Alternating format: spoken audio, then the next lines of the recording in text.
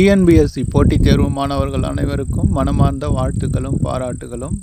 நாம் இந்த வீடியோவில் டிஎன்பிஎஸ்சி தேர்வுக்கு படிக்கக்கூடிய மாணவர்களுக்கு ஒரு மகிழ்ச்சியான செய்தியை டிஎன்பிஎஸ்சி தேர்வு ஆணையம் வெளியிட்டுள்ளது நண்பர்களே. அதை பற்றிய முழுமையான விளக்கங்களை இப்போது பார்க்கலாம். அதாவது,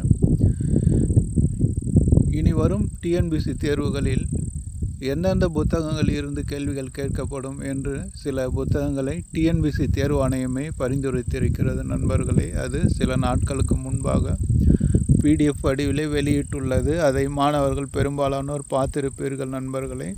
அதை பற்றிய விவரங்களை இப்போது பார்க்கலாம். அதாவது, இனி நடைபெற உள்ள டிஎன்பிஎஸ்சி தேர்வுகளில் எந்தெந்த புத்தகங்களில் இருந்து கேள்விகள் கேட்கப்படும் என்ற விவரத்தை டிஎன்பிஎஸ்சி தேர்வு ஆணையமே வெளியிட்டிருக்கிறது நண்பர்களே. அது டிஎன்பிஎஸ்சி தேர்வுக்கு படிக்கக்கூடிய மாணவர்களுக்கு ஒரு மிகப்பெரிய சந்தோஷத்தையும் மகிழ்ச்சியும் தரக்கூடிய ஒரு செய்தி. அதற்கடுத்து சில மாதங்களுக்கு முன்பாக டிஎன்பிஎஸ்சி தேர்வுக்கான பாடத்திட்டங்களையும் மாற்றி அமைத்தது. அந்த பாடத்திட்டத்தில் எந்தெந்த யூனிட்டிலிருந்து எத்தனை கேள்விகள் கேட்கப்படும் என்ற விவரத்தையும் தெளிவாக குறிப்பிட்டிருக்கிறது நண்பர்களே. டிஎன்பிஎஸ்சி தேர்வு ஆணையத்தினுடைய சீர்திருத்தங்கள் மற்றும் செயல்பாடுகளுக்கு போட்டித் தேர்வு மாணவர்களின் சார்பாக மிகப்பெரிய நன்றியையும் வாழ்த்துக்களையும் தெரிவித்துக் கொள்ளுகிறோம்.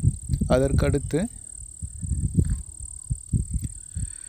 சில நாட்களுக்கு முன்பாக டிஎன்பிஎஸ்சி தேர்வு ஆணையமே டிஎன்பிஎஸ்சி தேர்வுகளில் கேட்கக்கூடிய கேள்விகள் இந்தந்த புத்தகங்களிலிருந்து தான் எடுக்கப் போகிறோம் என்ற விவரத்தை தெரிவித்திருக்கிறார்கள் நண்பர்களே. அதாவது, எந்தெந்த பாடத்திற்கு எந்தெந்த புத்தகங்களை படிக்க வேண்டும் என்று ரெக்கமெண்ட் செய்திருக்கிறார்கள் நண்பர்களே.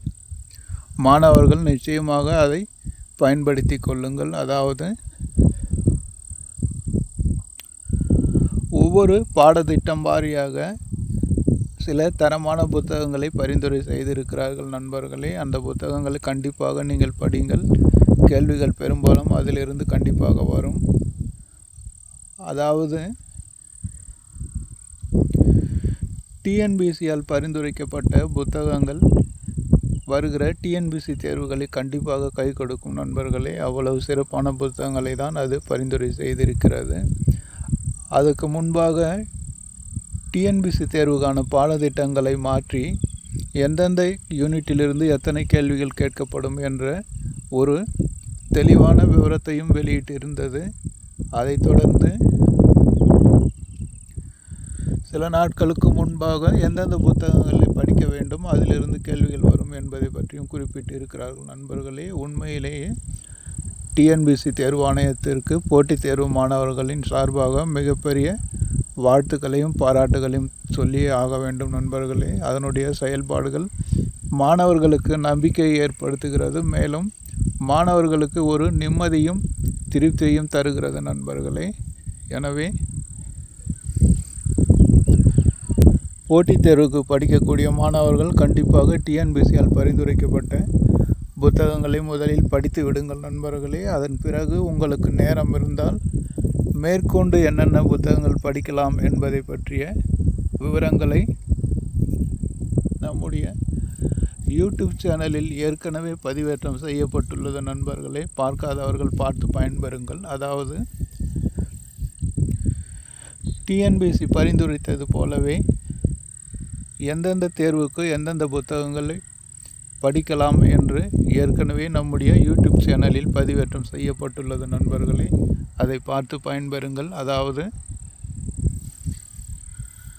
டிஎன்பிஎஸ்சி குரூப் 1, குரூப் 2 மற்றும் 2A மற்றும் குரூப் 4 போன்ற தேர்வுகளுக்கும், கம்பைன்ட் டெக்னிக்கல் சர்வீஸ் என்று சொல்லக்கூடிய இன்ஜினியரிங் எக்ஸாம் தேர்வுகளுக்கும் என்னென்ன புத்தகங்கள் படிக்கலாம் என்பதை பற்றிய முழுமையான விவரத்துடன் கூடிய வீடியோவானது நம்முடைய யூடியூப் சேனலில் சில மாதங்களுக்கு முன்பாக பதிவேற்றம் செய்யப்பட்டுள்ளது நண்பர்களே. அதை பார்த்து பயன்பெறுங்கள். நிச்சயமாக உங்களுக்கு அது கை கொடுக்கும். அதற்கடுத்து டிஎன்பிஎஸ்சியால் பரிந்துரைக்கப்பட்ட புத்தகங்களை கண்டிப்பாக படித்து முடியுங்கள் நண்பர்களே. ஏனென்றால் இது நாள் வரை எந்த புத்தகங்கள் இருந்து கேள்விகள் வருகிறது என்பதை மாணவர்களுக்கு தெரியாமலே இருந்தது. ஆனால் இப்போது வெளிப்படையாகவே டிஎன்பிஎஸ்சி தேர்வு ஆணையம் புத்தகங்களை ரெக்கமெண்ட் செய்துள்ளது. அதனால்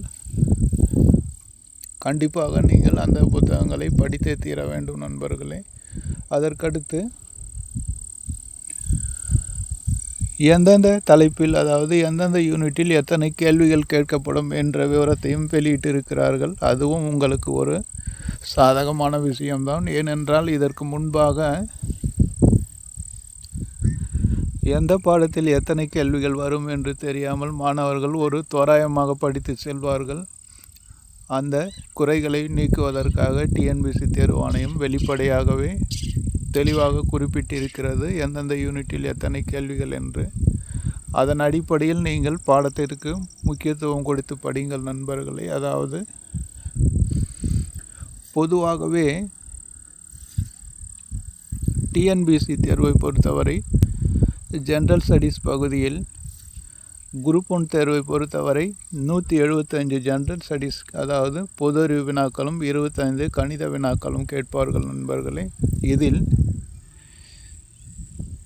இந்த 175 வினாக்களில் அதிகமாக இடம்பெறக்கூடிய தலைப்பாக இருப்பது தான் இந்தியன் பாலிட்டி என்று சொல்லக்கூடிய இந்திய அரசியலமைப்பு பகுதி நண்பர்களே. அதாவது டிஎன்பிஎஸ்சி குரூப் 1 பிலிமினரி தேர்வை பொறுத்தவரை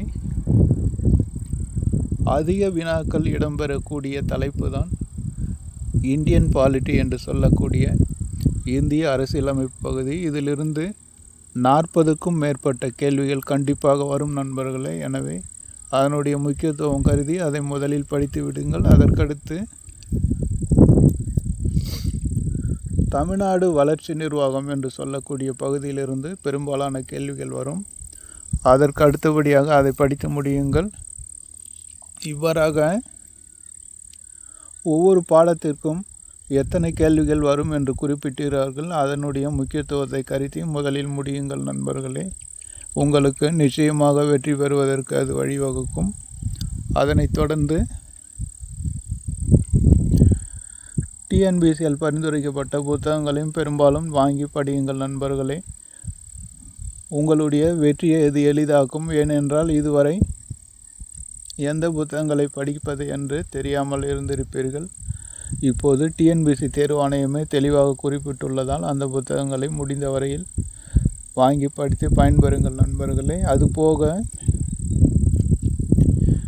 டிஎன்பிஎஸ்சியால் பரிந்துரைக்கப்பட்ட புத்தகங்களை ஏற்கனவே படித்திருப்பீர்கள் அல்லது இனி வரும் காலங்களிலும் படித்து முடித்து விடுவீர்கள். அப்படி அந்த புத்தகங்களை படித்து முடித்த மாணவர்கள் மேற்கொண்டும் படிக்க சில புத்தகங்களை நான் ஏற்கனவே பரிந்துரை செய்திருக்கிறேன் நண்பர்களே. அதாவது ஒரு சில மாதங்களுக்கு முன்பாகவே நம்முடைய யூடியூப் சேனலில் ஒவ்வொரு தேர்வுக்கும் உரிய பாட புத்தகங்கள் மற்றும் தேர்வுக்குரிய வழிமுறைகள் பற்றிய முழுமையான விவரங்கள் வெளியிடப்பட்டுள்ளது நண்பர்களே.